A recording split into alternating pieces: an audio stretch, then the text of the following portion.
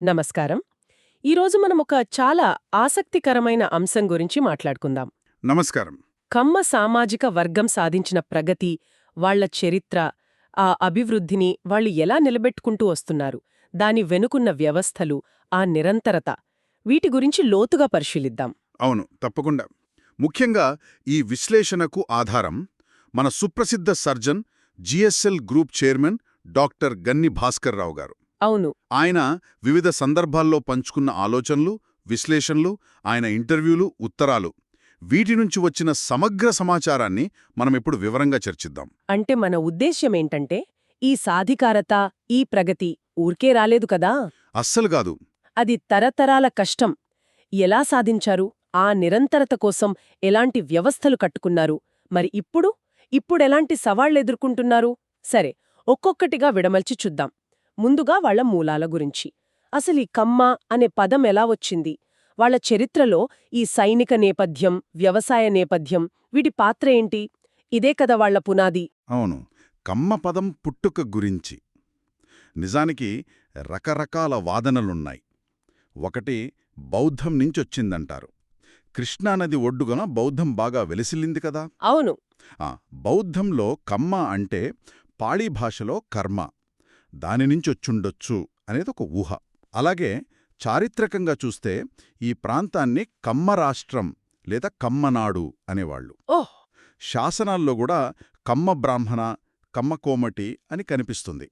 అంటే బహుశా ఇది మొదట ప్రాంతం పేరయ్యుండి తర్వాత కులం పేరుగా మారిందేమో అనిపిస్తుంది. ఇంకొకటి, చరిత్రకారుడు ఎడ్గార్ థర్స్టన్ సేకరించిన ఒక జానపద కథ ఉంది. బెల్తిరెడ్డి కథ అంటారు. చెప్పండి. దాని ప్రకారం కాకతీయ సామ్రాజ్యం తర్వాత కాపు అనే ఒక పెద్ద సమూహం నుంచి కమ్మ, రెడ్డి, వెలమ ఇలా వేర్వేరు కులాలొచ్చాయట. ఆ కథలో తల్లి కమ్మ అంటే చెవిదుద్దు పోగొట్టుకుంటే చిన్న కొడుకు చాలా ధైర్యంగా పోరాడి దాన్ని తిరిగి తెస్తాడు. ఆ కొడుకు సంతానమే కమ్మవారు అయ్యారనే ఒక కథనం. ఇంకా మరో సిద్ధాంతమేంటంటే వీళ్ళు కంబోజా అనే పురాతన ఆర్య యోధుల తెగ నుంచి వలస వచ్చారని. అలాగా? అవును. కమ్మనాడులోని పలనాడును పూర్వం పల్లవనాడు అనేవారు. ఇంకా కంబోజరాజు కథలు కూడా మన జానపద సాహిత్యంలో ఉన్నాయి. ఇవన్నీ ఈ వాదనకు కొంచెం బలం చేకూరుస్తాయి. ఇక్కడ మనం గమనించాల్సిన విషయమేంటంటే ఈ విశ్లేషణలో ఒక ద్వంద్వ స్వభావం కనిపిస్తుంది. అదే కృషీవలుడు, యోధుడు. అంటే రైతు మరియు యోధుడు అన్నమాట. సరిగ్గా. బెల్తిరెడ్డి కథ వ్యవసాయ మూలాల్ని చూపిస్తే కంబోజ సిద్ధాంతం యోధుల నేపథ్యాన్ని చెబుతుంది. ఇది వైరుధ్యం కాదు, బహుశా ఒక శక్తివంతమైన కలయికయేమో. నిజమే. సైనిక పటిమ వల్ల భూమిమీద అధికారం వస్తే వ్యవసాయ నైపుణ్యం ఆ భూమిని సారవంతం చేసి సంపదను సృష్టించింది. ఇదే వాళ్ల తొలి ఎదుగుదలకు పునాదయిందనమాట. అంటే కేవలం వ్యవసాయమే కాదు, ఈ యోధుల వారసత్వం కూడా వాళ్ల ఎదుగుదలలో చాలా కీలక పాత్ర పోషించింది. మరి ఈ సైనిక వారసత్వం గురించి కాకతీయుల కాలం నుంచి విజయనగరం వరకు వాళ్ల పాత్ర ఎలా ఉండేది కొంచెం వివరంగా చెప్తారా? తప్పకుండా. కాకతీయుల కాలంలో చూస్తే గన్నమంత్రి లేదా గన్నసేనాని, ముప్పిడి నాయకుడు ఇలాంటి వాళ్లు పెద్ద పెద్ద సైనిక పదవుల్లో ఉన్నారు. ఓ! గన్నమంత్రి అయితే వరంగల్ కోట కమాండర్, పైగా కళాపోషకుడు కూడా. తర్వాత 1323లో వరంగల్ పతనమైంది కదా. అవును. అప్పుడు ఢిల్లీ సుల్తాన్లకు వ్యతిరేకంగా ముసునూరి నాయకులు తిరుగుగాటు చేశారు. ప్రోలయ నాయకుడు, కాపయ నాయకుడు వాళ్లలోనూ వీరున్నారు. ఆ ముసునూరి పాలన పోయాక చాలామంది కమ్మయోధులు దక్షిణానికి వెళ్లారు, ముఖ్యంగా విజయనగర సామ్రాజ్యానికి. అక్కడ సైన్యానికి వాళ్ళొక బలమైన అండగా, ఒక బురుజుగా మారారట. విజయనగరంలో నాయక వ్యవస్థ ఉండేది కదా, అంటే గవర్నర్లులాగా. అవును. ప్రాంతీయ పాలన, సైనిక బాధ్యతలు రెండూ చూసుకునేవాళ్లు. అవును, విన్నాను. ఆ వ్యవస్థలో పెమ్మసాని, రావెల, సూర్యదేవర ఇలాంటి కమ్మ వంశాల వాళ్లు మంత్రులుగా, సేనాధిపతులుగా, గవర్నర్లుగా చాలా కీలక పాత్ర పోషించారు. ఉదాహరణకి పెమ్మసాని రామలింగనాయుడు, ఈయన శ్రీకృష్ణదేవరాయల ముఖ్య సేనాధిపతి. ఓ, గొప్ప యోధుడు కదా. అవును. రాయచూరు యుద్ధంలో గెలుపునకు ఈయనే కీలకమంటారు. పోర్చుగీస్ చరిత్రకారుడు నూనిజ్ తన పుస్తకంలో ఈయన్ని కామనాయక్ అని కూడా రాశాడు. ఈ సైనిక పనులు, ఈ పాలనా బాధ్యతల వల్లే వాళ్ల తొలి వలసలు మొదలయ్యాయి. మొదట కమ్మనాడు నుంచి రాయలసీమకు, తర్వాత తమిళ ప్రాంతాలకు. ముఖ్యంగా 1565లో తల్లికోట యుద్ధం తర్వాత. అదే విజయనగర పతనానికి కారణమైన యుద్ధం. అవును. ఆ యుద్ధం తర్వాత చాలా కమ్మనాయక కుటుంబాలు మదురై, తంజావూరు రాజుల దగ్గర సేవకు చేరారు. అలా తమిళనాడులో నాయకర్, నాయుడు బిరుదులతో స్థిరపడిపోయారు. ఇప్పటికీ తమిళనాడులో ఇళయరసనదల్, కురువీకులం లాంటి జమీందారీలు వాళ్లు ఈ వలస వెళ్లిన కమ్ము కుటుంబాల వాళ్లే. అంటే వ్యవసాయం, సైనిక వారసత్వం ఈ రెండు వాళ్ల పునాది అని అర్థమైంది. మరి ఈ పునాది నుంచి ఆధునిక రంగాలకు, ముఖ్యంగా వ్యాపారం, పరిశ్రమలు, వీటిలోకి వాళ్లు ఎలా విస్తరించగలిగారు? వాళ్ల గమనశీలత వెనుక ఉన్న డ్రైవింగ్ ఫోర్సెస్ ఏంటి? ఇక్కడే అసలు కథ మొదలవుతుంది. అవును. బ్రిటిష్ వాళ్ల కాలంలో ముఖ్యాల, చల్లపల్లి లాంటి కమ్మ జమీందారీలు వాళ్లు ఆధునిక విద్యను, మంచి వ్యవసాయ పద్ధతులను బాగా ప్రోత్సహించారు. సరే, వాళ్ల విజయానికి ఒక ముఖ్య కారణం ఏంటంటే శ్రమ గౌరవం. అంటే భూస్వాములైనా సరే అవసరమైతే పొలంలోకి దిగి పనిచేయడానికి వెనకాడేవాళ్లు కాదట. ఓ, ఇది ఆసక్తికరంగా ఉంది. అవును. దీనివల్ల వాళ్లు ఒకేసారి విద్యలో బ్రాహ్మణులతో, వ్యాపారంలో వైశ్యులతో, వ్యవసాయంలో కాపులతో ఇలా అందరితో పోటీపడ్డారని కొందరంటారు. ఇంకా లోతుగా చూస్తే వ్యవసాయం నుంచి వచ్చిన అదనపు డబ్బు అంటే అగ్రేరియన్ సర్ప్లస్ అంటాం కదా, అవును, దాని వాళ్లు చాలా తెలివిగా వేరే రంగాల్లో పెట్టుబడిగా పెట్టారు. దీనికి 1930లలో వచ్చిన ప్రపంచ ఆర్థిక మాంద్యం కూడా ఒక రకంగా కారణమైంది. ఎలా? ఆ టైంలో గ్రామాల్లో అప్పులిచ్చే వ్యవస్థ అంటే రూరల్ క్రెడిట్ మార్కెట్ దెబ్బతింది.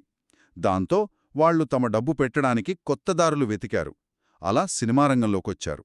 ఉదాహరణకు 1938లో సారథి ఫిల్మ్స్ చల్లపల్లి రాజాగారి భాగస్వామ్యంతో మొదలైంది. ఓ, అంత పాతదా? అవును. ఆ తర్వాతే ఎల్వి ప్రసాద్ గారు, ఎన్టీఆర్ గారు, ఏఎన్ఆర్ గారు, డి రామానాయుడు గారు ఇలాంటి వాళ్లంతా వచ్చారు. వీళ్లల్లో చాలామంది వెనుక వ్యవసాయ నేపథ్యం ఉంది. అలాగే హోటల్ రంగం కూడా. కోయంబత్తూరులో అన్నపూర్ణ గ్రూప్ ఉంది కదా, దాని వ్యవస్థాపకులు దామోదరస్వామి నాయుడు గారు. ఆయన కూడా కమ్మవారే. మరి 1983లో ఎన్టీ రామారావు గారు ముఖ్యమంత్రి అవ్వటం, అది వాళ్ల విస్తరణ మీద ఎలాంటి ప్రభావం చూపింది? అది కేవలం రాజకీయ మార్పేనా, లేక ఇంకేమైనా ఉందా? అది కేవలం రాజకీయ మార్పు కాదు. అదొక బలమైన సామాజిక ఆర్థిక మార్పుగా చూడాలి. స్వాతంత్ర్యం తర్వాత మొదటిసారి కమ్మ సామాజిక వర్గానికి చెందిన వ్యక్తి సీఎం అవ్వటం, అది ఆ వర్గంలో ఒక రకమైన అపారమైన కాన్ఫిడెన్స్ ఇచ్చింది. సాధికారత భావన పెంచింది. నిజమే. దీనివల్ల కోస్తా ప్రాంతాల నుంచి హైదరాబాదుకు పెద్ద ఎత్తున వలసలు పెరిగాయి. కొత్త వ్యాపారాలు, పరిశ్రమలు పెట్టడానికి ముందుకొచ్చారు. వాళ్లకున్న ఆర్థిక శక్తికి రాజకీయ అధికారం కూడా తోడైందన్నమాట. ఒక ముఖ్యమైన ఉదాహరణ చెప్తాను. అమెరికా నుంచి అప్పుడే తిరిగొచ్చిన మొదటి తరం కమ్మ డాక్టర్లు. వాళ్లు ఎన్టీఆర్ గారి ప్రోత్సాహంతో హైదరాబాదులో ప్రైవేట్ హాస్పిటల్స్ రంగంలో పెద్ద ఎత్తున పెట్టుబడులు పెట్టారు. ఓహ్, అవునా? అవును. దీని ఫలితమేంటంటే ఆరోగ్యం, విద్య, ఐటీ లాంటి రంగాల్లో కార్పొరేటీకరణ అనేది. మన దేశంలో 1991లో సరళీకరణ వచ్చాక మొదలైంది అంటారు గదా, కానీ ఆంధ్రప్రదేశ్లో అంతకంటే ముందే కమ్మ పారిశ్రామికవేత్తల ద్వారా మొదలైందని చెప్పొచ్చు. అంటే దీన్ని పెద్ద చిత్రంలో చూస్తే వాళ్ల గమనశీలత అంటే కేవలం కష్టపడి పనిచేయడం కాదు, అది వ్యూహాత్మక చురుకుదనం, స్ట్రాటజిక్ ఎజిలిటీ. అంటే పరిస్థితులకు తగ్గట్టుగా వ్యూహాలు మార్చుకోవడం. చూడండి, 1930ల సంక్షోభం వాళ్లని సినిమా వైపు నడిపింది. అదొక రకంగా రిస్క్ తగ్గించుకోవడం. అవును. అలాగే 1983లో ఎన్టీఆర్ గారు గెలవటమో ఒక అవకాశం. అది వాళ్లను హైదరాబాదు లాంటి చోటికి ఆకర్షించింది. ఇది అవకాశాన్ని అందిపుచ్చుకోవటం. మరి ఈ గమనశీలత, ఇది కేవలం హైదరాబాద్ వరకేనా, లేక ప్రపంచవ్యాప్తంగా, ముఖ్యంగా అమెరికా లాంటి దేశాలకు కూడా విస్తరించిందా? లేదు, హైదరాబాదుతో ఆగలేదు. ప్రపంచవ్యాప్తంగా, ముఖ్యంగా అమెరికాకు ఇది బాగా విస్తరించింది. దీనికి కారణాలు చాలా ఉన్నాయి.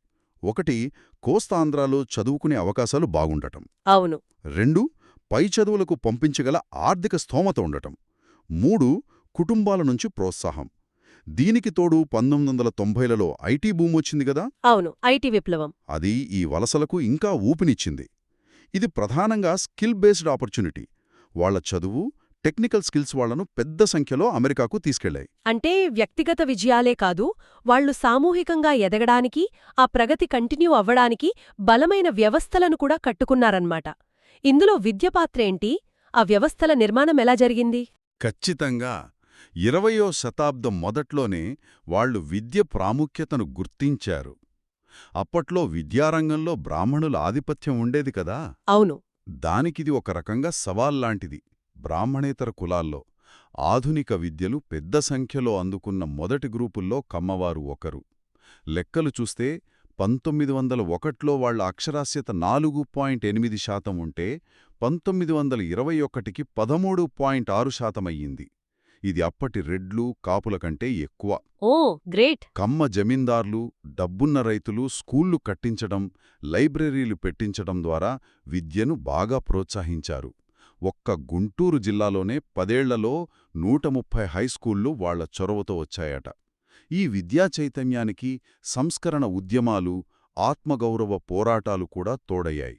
ముఖ్యంగా త్రిపురనేని రామస్వామి చౌదరి గారు. అవును, ఆయన గురించి విన్నాం. ఆయన బ్రాహ్మణేతర ఉద్యమానికి, హేతువాదానికి, కుల వ్యవస్థలోని ఏటతాళ్వలకు వ్యతిరేక పోరాటానికి ఒక సింబల్ లాంటివారు. చిన్నప్పుడు శూద్రుడని సంస్కృతం చెప్పనన్నారట. అదే ఆయనలో ఆ పోరాట స్ఫూర్తిని రగిలించిందంటారు. ఈ నేపథ్యంలోనే మనం 100 ఏళ్ల కమ్మ హాస్టళ్లు గురించి వింటాం. వాటి ప్రాముఖ్యత ఏంటి? అవి కేవలం ఉండటానికి వసతి మాత్రమేనా, లేక అంతకు మించిన పాత్ర ఉందా?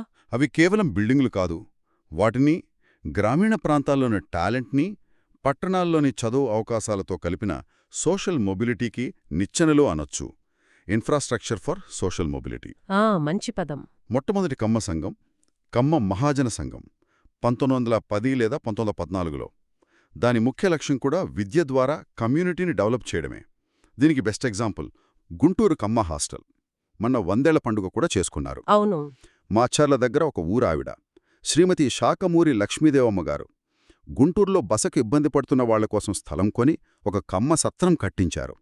ఆ తర్వాత ఊళ్ల నుంచి గుంటూరుకు చదువుకోవడానికి వచ్చే కమ్మపిల్లల కష్టాలు చూసి జాగర్లమూడి కుప్పుస్వామి చౌదరి, జంపాల వెంకటేశం లాంటి పెద్దలు ఆవిడ కుటుంబాన్ని ఒప్పించి 1923లో ఆ సత్రాన్ని కమ్మ హాస్టల్గా మార్చారు. అంటే ముఖ్య ఉద్దేశ్యం పేద గ్రామీణ విద్యార్థులకు పట్టణాల్లో చదువు అందుబాటులోకి తీయటం. గుమ్మడి వెంకటేశ్వరరావు గారు, యలవర్తి నాయుడమ్మగారు, ఇలా ఎంతోమంది పెద్దవాళ్లు అక్కడ చదువుకున్నవాళ్లే. ఈ స్పిరిట్ ఇంకా కొనసాగుతోంది. ఖమ్మంలో 1937 నుంచి హాస్టలుంది. విజయవాడలో 2017లో పేద కమ్మ అమ్మాయిల కోసం హాస్టల్ పెట్టారు. ఇదంతా ఆ నిరంతరతకు నిదర్శనం. మరి ఈ సంస్థాగత నిర్మాణం ఇది ఇండియా దాటి ముఖ్యంగా అమెరికాకు ఎలా వెళ్ళింది? ఇక్కడే కుల మూలధనం లేదా క్యాస్ట్ క్యాపిటల్ అనే మాట వింటున్నాం. దాని అర్థమేంటి? అదెలా పనిచేసింది? అమెరికాలో సెటిలైన కమ్మవాళ్లు వాళ్ల అభివృద్ధికి కులమూలధనం అనే ఒక సోషల్ రిసోర్స్ని బాగా వాడుకున్నారని విశ్లేషకులంటారు. అంటే ఇది కంటికి కనిపించని ఒక నెట్వర్క్, సామాజిక సాంస్కృతిక బంధుత్వాల నెట్వర్క్ అన్నమాట.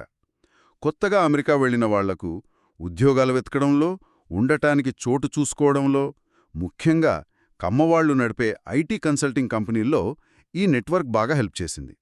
దీనికి 2 ముఖ్యమైన సంస్థాగత రూపాలు కనిపిస్తాయి. ఒకటి TANA, TNAN, Telugu association of North America, 1977లో పెట్టారు. అవును, చాలా పెద్ద సంస్థ కదా. అవును, నార్త్ అమెరికాలో ఉన్న ఇండో అమెరికన్ సంస్థల్లో ఇదే పాతది, పెద్దది. ఇది అందరి తెలుగువాళ్ల కోసం పనిచేస్తుంది. వాళ్ల తానా ఫౌండేషన్ ద్వారా ఇండియాలో చాలా సేవా కార్యక్రమాలు చేస్తారు. స్కూల్స్, లైబ్రరీలు, స్కాలర్షిప్స్, కంటి క్యాంపులు, ఇలా చాలా. టీమ్ స్క్వేర్ అని ఎమర్జెన్సీ హెల్ప్ కూడా చేస్తారు. మరి రెండోది నాక్స్, NAKS, నార్త్ అమెరికన్ కమ్మ సంఘం. ఇది స్పెసిఫిక్గా కమ్మ కమ్యూనిటీ కోసం, వాళ్ల మధ్య ఐక్యత పెంచడం, కల్చర్ని కాపాడుకోవడం వాళ్ల లక్ష్యాలు. సభ్యులకు మ్యాట్రిమోనియల్ సర్వీసులు, జాబ్స్ పోర్టల్, బిజినెస్ డైరెక్టరీ లాంటివి అందిస్తారు. అయితే ఈ అమెరికా ఎన్ఆర్ఐల దాతృత్వానికి 100 ఏళ్ల క్రితం హాస్టళ్లు కట్టిన వాళ్ల దాతృత్వానికి ఏమైనా తేడా ఉందా? ఉంది. దీన్ని మోడర్న్ ప్రొఫెషనలైజ్డ్ ఫిలాంథ్రపీ అనొచ్చు. వృత్తి నైపుణ్యంతో కూడిన దాతృత్వం. అంటే వీళ్ళిచ్చే విరాళాల్లో కూడా మెరిట్, ఎఫిషియన్సీ లాంటి వాటికి ప్రాధాన్యతిస్తారు. పాతకాలపు దానంలా కాకుండా ఎడ్యుకేషన్, రూరల్ డెవలప్మెంట్ లాంటి ఉపయోగపడే ఫలితాలు కొలవగడే రంగాల్లో విరాళమిస్తారు. ముఖ్యంగా టాలెంటున్న పేద పెన్నలకు స్కాలర్షిప్లు ఇవ్వడం మీద ఫోకస్ చేస్తారు. ఇది వాళ్ళ ప్రొఫెషనల్ బ్యాక్గ్రౌండ్, ఐటీ, మెడిసిన్ లాంటివిని చూపిస్తుంది. మొత్తం ఈ ఎనాలిసిస్ని కలిపి చూస్తే ఒక స్పష్టమైన 3 దశల స్వీయ నిరంతర చక్రం కనిపిస్తుంది. Self sustaining loop. అదెలా? 1. స్థానిక స్థాయిలో కట్టిన ఇన్ఫ్రాస్ట్రక్చర్, ఉదాహరణకు గుంటూరు హాస్టల్. 2. ప్రపంచవ్యాప్తంగా ఉన్న నెట్వర్క్లు, ఉదాహరణకు తానానాక్స్ జాబ్ పోర్టల్. 3. ఈ నెట్వర్క్ల ద్వారా వచ్చే ఇంటర్నేషనల్ క్యాపిటల్, అంటే ఎన్ఆర్ఐల దాతృత్వం లేదా కులమూలధనం. అర్థమైంది. ఊరికే ఒక ఉదాహరణ చెప్తున్నా. 1923లో హాస్టల్ ఒక అబ్బాయి చదువుకు హెల్ప్ చేస్తే 1993లో ఆ అబ్బాయి మనవడు అమెరికా వెళ్ళడానికి, అక్కడ కులమూలధనంతో జాబ్ తెచ్చుకోవడానికి, 2023లో ఆ ఎన్ఆర్ఐ తిరిగి తన కమ్యూనిటీకి డొనేట్ చేయడానికి ఈ మొత్తం వ్యవస్థ ఉపయోగపడి ఉండొచ్చు. ఇంత పటిష్టంగా, ఇంత ఆర్గనైజ్డ్గా అభివృద్ధి చెందినప్పటికీ ఇప్పుడేమైనా సవాళ్లు ఎదుర్కొంటున్నారా? మొత్తంగా దీని సారాంశం ఏంటి? ఎంత సక్సెస్ఫుల్ సిస్టమ్ అయినా సరే దానికి కంటిన్యూస్ సెల్ఫ్ రిఫ్లెక్షన్, మార్పు అవసరం. సాధికారత నిలబడాలంటే అది కంపల్సరీ. మొదటి ఛాలెంజ్, ఈ సంస్థలు, ముఖ్యంగా హాస్టల్స్ లాంటివి, కేవలం డొనేషన్ల మీదే ఎక్కువగా ఆధారపడటం. అవును, అది రిస్కే కదా. కరెక్ట్. అవి సెల్ఫ్ సస్టైనబిలిటీ మోడల్స్ని ఇంకా డెవలప్ చేసుకోవాలి. అంటే కేవలం విరాళాల మీదే ఆధారపడటం లాంగ్ రన్లో ప్రమాదం. ఆధునిక నాన్ ప్రాఫిట్ మోడల్స్ ఉంటాయి కదా, అంటే సోషల్ ఎంటర్ప్రైజ్ లాగా అందించే సేవలకు కొంచెం ఫీజు తీసుకోవడం, లేదా ఆస్తుల్ని అద్దెకిచ్చి డబ్బు సంపాదించడం, ఎండోమెంట్ ఫండ్స్ క్రియేట్ చేసి దానిమీద వచ్చే వడ్డీతో పనులు చేయడం, ఇలాంటివి ఆలోచించాలి. మన ఎస్హెచ్జీలు, స్వయం సహాయక బృందాలు సక్సెస్ అయ్యాయి కదా, ఆ మోడల్ కూడా కొంత ఇన్స్పిరేషన్ ఇవ్వచ్చు. ఇక డాక్టర్ గన్నీ భాస్కర్రావు గారి విశ్లేషణలో అక్షయపాత్రకు మురికి మచ్చలు అన్నారు. దానర్థమేంటి? వ్యక్తిగత ఈగోలు, అభిప్రాయ భేదాలు ఇలాంటివా? అవి ఎలా ఎఫెక్ట్ చేస్తున్నాయి? అవును, సరిగ్గా అదే పాయింట్.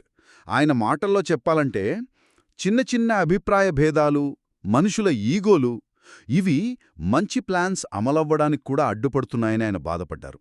అంతేకాదు, ఇలాంటివి బయట సమాజంలో మొత్తం కమ్యూనిటీ మీద నెగటివ్ ఒపీనియన్, అనుమానాలు పెంచుతున్నాయని కూడా ఆయన అన్నారు. కొన్ని ఉదాహరణలు చూస్తే పొలిటికల్గా ఒక పార్టీకి సపోర్ట్ చేస్తున్నారని విమర్శలు రావడం. అమరావతి ఉద్యమం ఉందనుకోండి, అవును, అది రైతులందరి సమస్యగా కాకుండా కొన్ని మీడియా ఛానల్స్ పేర్లు చెప్పారు, ఏబిఎన్, ఈటీవీ, టీవీ5. ప్రచారం వల్ల అది కేవలం కమ్మవారి సమస్యగా కనిపిస్తోందని విమర్శ వచ్చింది. అలాగే చంద్రబాబు నాయుడు గారి అరెస్టు తర్వాత జరిగిన నిరసనలు కూడా మెయిన్గా కమ్మవాళ్లే చేశారు అనిపించడం. ఇదంతా ఒక రకమైన సెపరేషన్ ఫీలింగ్ పెంచుతోందని కొందరు అభిప్రాయం. అలాగే ఆ మధ్య జరిగిన ఆత్మగౌరవ సభ ఇన్విటేషన్లో మన జాతి గౌరవం కోసం, మన మనుగడ కోసం అని కేవలం తమ కులం వాళ్లకే పిలవడం, ఇది వేరే కులాల నుంచి వ్యతిరేకతను, కొంత హేళనను ఎదుర్కొంది. మేము పాలకవర్గం, యాచకవర్గం కాదు లాంటి స్టేట్మెంట్లు కూడా కొన్నిసార్లు ఆధిపత్య ధోరణిగా, ఈగోగా కనిపించాయి. ఇవన్నీ డాక్టర్ గన్నీగారు చెప్పిన మురికి మచ్చలకు ఉదాహరణలన్నమాట. అంటే ఇంతకాలం వాళ్ల అభివృద్ధికి, విజయానికి హెల్ప్ చేసిన కుల మూలధనమే ఇప్పుడు బయట ప్రపంచంలో నెగటివ్గా మారుతోందా? ఇదో రకమైన ఐరనీ కదా. ఇందులో విశేషమేమిటంటే అదే విషాదకరమైన వైరుధ్యం, ట్రాజిక్ ఐరనీ.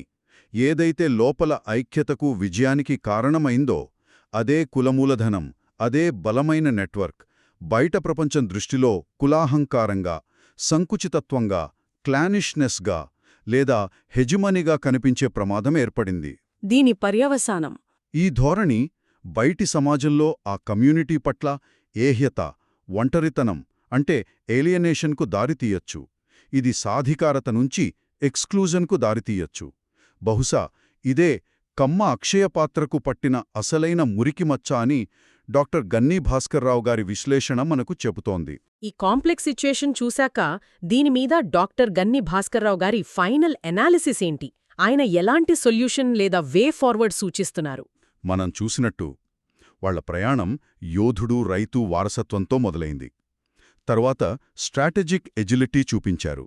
విద్య, గ్లోబల్ నెట్వర్క్స్, ఫిలాంథ్రాపీతో కూడిన 3 దశల వ్యవస్థ కట్టుకున్నారు. చాలా గొప్ప విషయం. అవును. అయితే ఈ అక్షయపాత్ర ఎప్పుడు ఫలాలనిస్తూ ఉండాలంటే అది పరిశుభ్రంగా ఉండాలి.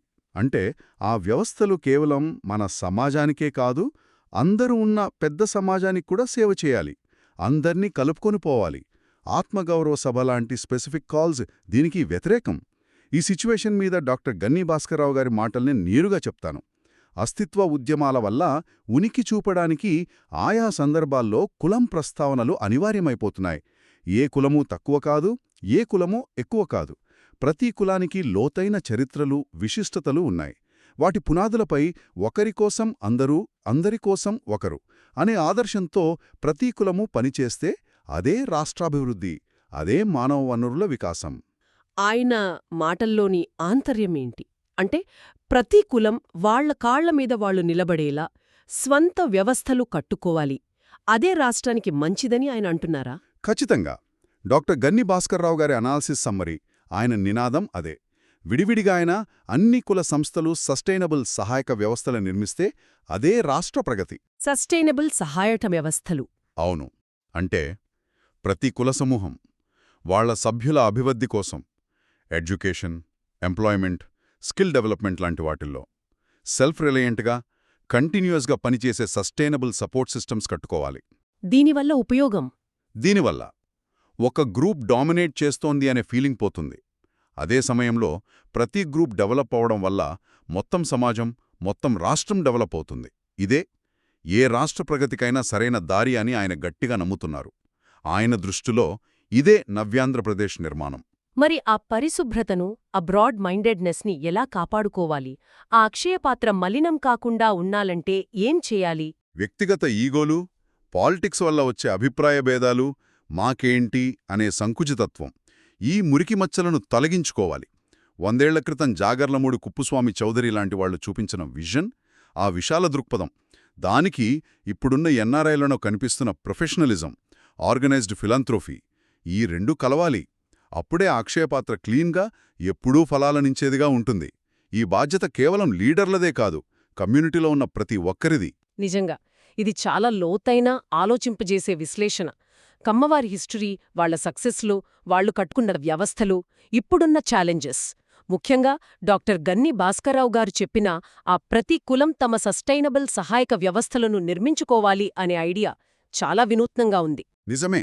చివరికి ఏ గ్రూప్ సాధికారత అయినా సరే, అది కేవలం వాళ్ల ఇంటర్నల్ స్ట్రక్చర్స్, యూనిటీ, రిసోర్సెస్ మీదే కాదు, వాళ్లు తమ చుట్టూ ఉన్న పెద్ద సొసైటీతో ఎలా కలిసిపోతున్నారు, ఆ సొసైటీకి ఎలా కాంట్రిబ్యూట్ చేస్తున్నారు అనే దానిమీద కూడా ఆధారపడి ఉంటుంది. అప్పుడే ఆ సాధికారత నిలబడుతుంది, గౌరవంగా ఉంటుంది. ముగింపుగా శ్రోతలకు ఒక ఆలోచన వదిలివెళ్దాం. డాక్టర్ గన్నీ చెప్పినట్టు ప్రతి కులం తమ అభివృద్ధి కోసం తమదైన సస్టైనబుల్ సహాయక వ్యవస్థలను కట్టుకోవాలనే ఈ ఆలోచన. ఇది కేవలం కులాలకే పరిమితమా? లేక దీనినుంచి ఇన్స్పిరేషన్ తీసుకుని సమాజంలోని వేరే గ్రూపులు, అవి మత సమూహాలు కావచ్చు, లేదా భౌగోళిక ప్రాంతాలు కావచ్చు, లేదా ఆర్థికంగా, సామాజికంగా వెనుకబడిన వేరే వర్గాలు కావచ్చు, వాళ్లూ కూడా తమ అభివృద్ధి కోసం ఇలాంటి self reliance, self sustaining models కట్టుకోలేరా? ఇది మొత్తం సమాజం ముందుకు వెళ్లడానికి ఒక మోడల్ కాగలదా?